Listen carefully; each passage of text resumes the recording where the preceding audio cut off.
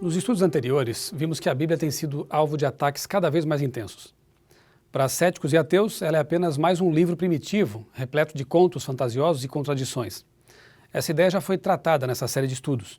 Entretanto, muitos que afirmam crer na Bíblia também têm dificuldades em ver nela uma harmonia. Essas pessoas imaginam que praticamente todo o Novo Testamento é relevante para a atualidade, mas que o Antigo Testamento é ultrapassado e podemos até aprender muito pouco com ele. Neste estudo, vamos analisar essa ideia. Como Jesus e os apóstolos consideravam o Antigo Testamento? Existe harmonia entre o Antigo e o Novo Testamentos ou ambos se contradizem? Em vez de subestimar ou abolir o Antigo Testamento, Jesus o exaltou. Ele disse o seguinte: não pensem que vim abolir a lei ou os profetas. Não vim abolir, mas cumprir. Digo-lhes a verdade: enquanto existirem céus e terra, de forma alguma desaparecerá da lei a menor letra ou o menor traço. Os judeus dividiam o Antigo Testamento em duas partes: a lei, que era formada pelos 5 primeiros livros, e profetas, que era o nome dado ao restante dos livros. Portanto, para Jesus, cada trecho do Antigo Testamento é totalmente confiável. A razão disso é que a palavra daqueles antigos profetas é a palavra de Deus. Muitas vezes Jesus apelava para o Antigo Testamento como fundamento de seus ensinos. Os primeiros seguidores de Jesus tinham a mesma compreensão sobre o Antigo Testamento. O Novo Testamento cita o Antigo aproximadamente 300 vezes, além de conter milhares de alusões a ele. Não apenas Jesus fala do Antigo Testamento, o Antigo Testamento fala de Jesus.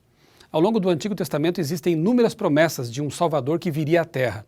Vejamos algumas. Primeira, nasceria na cidade de Belém. Isso está em Miqueias capítulo 5, verso 2. Segundo, nasceria de uma virgem, Isaías 7,14. Aliás, a palavra hebraica almá sempre significa virgem no Antigo Testamento. Isaías capítulo 7 até 12 é conhecido pelos estudiosos como o livro do Emanuel. No capítulo 9, o profeta menciona a mesma criança que a virgem daria à luz.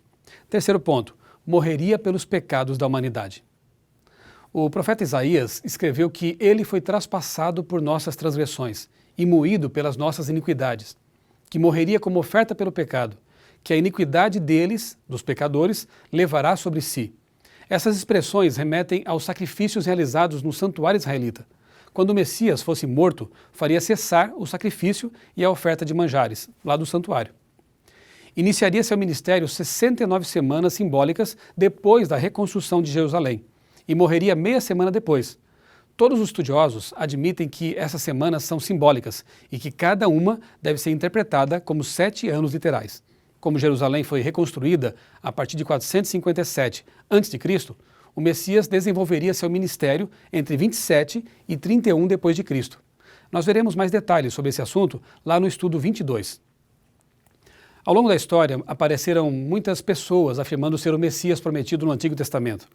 Mas a verdade é que, além de Jesus de Nazaré, nenhuma cumpriu as especificações mencionadas nas profecias.